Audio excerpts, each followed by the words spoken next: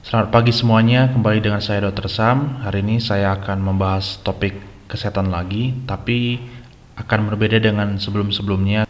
Karena beberapa video sebelumnya saya membahas tentang COVID-19, hari ini saya akan bahas topik selain COVID-19.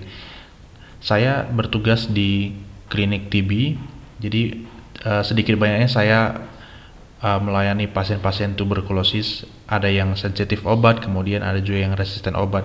Jadi salah satu pertanyaan yang banyak ditanyakan oleh pasien-pasien tuberkulosis adalah, dok, kenapa ya pengobatan tuberkulosis ini butuh waktu yang lama sampai berbulan-bulan?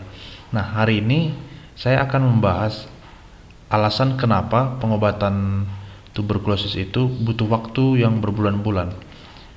Kalau dari jenisnya sendiri, tuberkulosis ini ada yang sensitif obat, ada pula yang resisten obat. Kita bagi dua seperti ini, ada yang sensitif obat, ada yang resisten obat. Jika Anda adalah seorang penderita tuberkulosis, pasti paham istilah ini. Sensitif obat artinya yang masih sensitif obatnya, sementara yang resisten obat adalah yang sudah kebal obatnya. Pertama saya mau beritahu dulu, obat tuberkulosis ini biasa kita singkat OAT, obat anti tuberkulosis. OAT ini sebenarnya adalah antibiotik, sama seperti dengan antibiotik yang biasa Anda minum. Kalau yang biasa Anda minum kan itu misalnya antibiotik yang paling umum ya, seperti amoksisilin. Itu pasti, saya yakin pasti Anda pernah konsumsi ini. Kemudian ada ciprofloxacin, kemudian ada yang namanya cefadroxil. Banyak lagi sebenarnya, tapi ini adalah yang paling umum. Sementara untuk yang tuberkulosis, antibiotiknya yang paling umum, yang paling tahap pertama atau yang paling ringan atau yang masih sensitif atau kasus baru biasanya itu rifampicin. Anda pernah dengar ini? Rifampicin, kalau misalnya Anda mengonsumsi obat TB pasti tahu obat ini. Kemudian ada yang isoniazid, lalu ada obat etambutol, kemudian obat pyrazinamide. Biasanya ini aja sih sebenarnya, tapi ada satu lagi plus dengan streptomycin. Nah, streptomycin ini adalah obat injeksi yang disuntikkan. Oke, sampai di sini. Nah, berikutnya saya mau jelaskan bahwa tuberkulosis ini adalah salah satu contoh bakteri. Nama penyebab bakterinya adalah Mycobacterium tuberculosis. Namanya ini, Mycobacterium.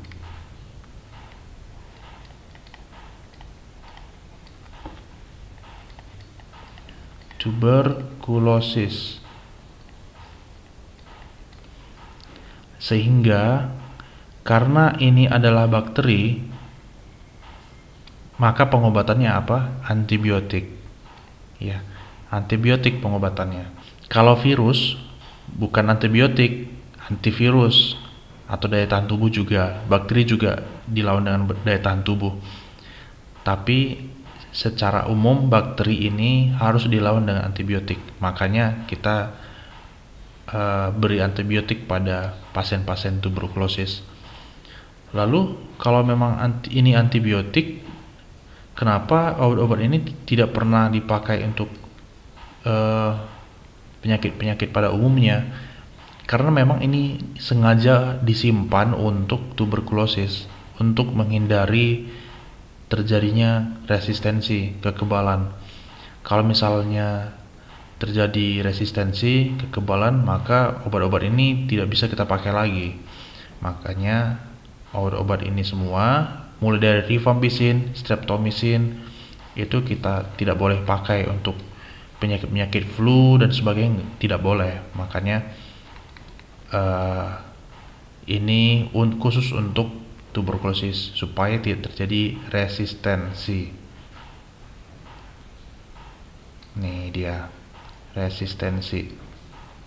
Mencegah ini, kalau misalnya sudah terlanjur ada obat dari kelima ini yang sudah kebal atau resisten, maka pengobatan ini harus diganti dengan pengobatan TB lainnya, pengobatan tuberkulosis lainnya.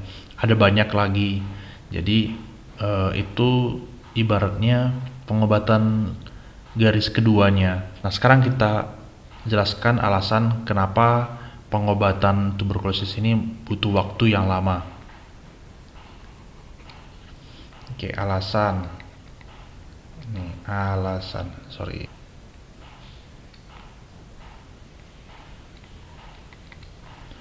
Pertama, alasannya adalah OAT ini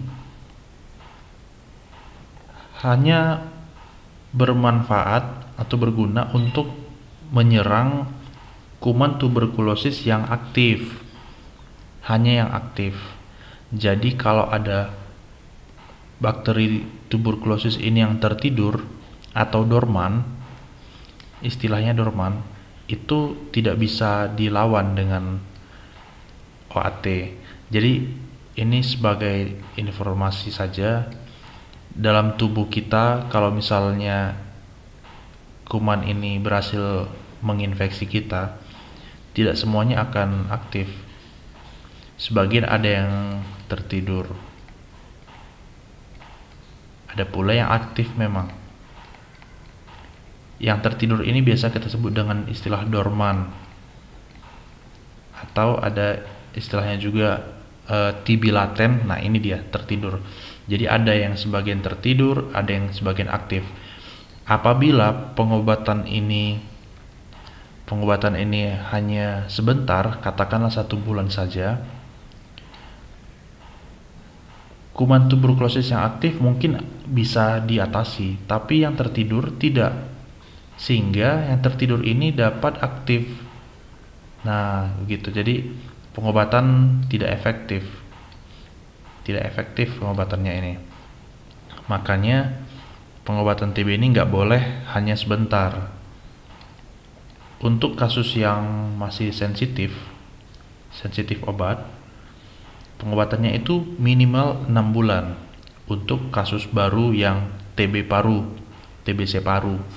Nah, kalau yang misalnya pengobatannya di luar paru, itu bisa memakan waktu yang lebih lama lagi. Oke. OAT hanya untuk bakteri yang aktif, sementara yang tertidur, yang tenang itu tidak bisa.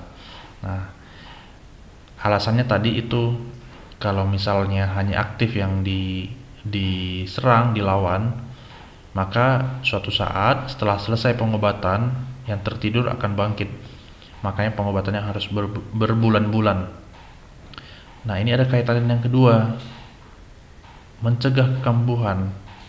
Tujuannya itu memang mencegah kekambuhan. Jadi pengobatan tuberkulosis ini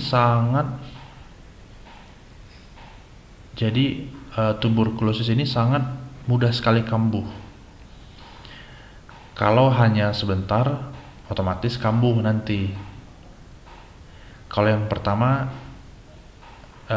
pengobatan tidak efektif karena masih banyak yang tertidur. Yang kedua, kalau pengobatannya hanya singkat, 1 atau 2 bulan saja, otomatis yang tertidur akan aktif di bulan-bulan berikutnya. Makanya risikonya bisa kambuh. Pengobatannya itu minimal 6 bulan ya. Sampai situ saya harap Anda bisa mengerti. Kemudian yang ketiga, alasannya adalah mencegah resistensi. Mencegah resistensi. Ini seperti yang telah saya jelaskan di sini, resistensi, kekebalan.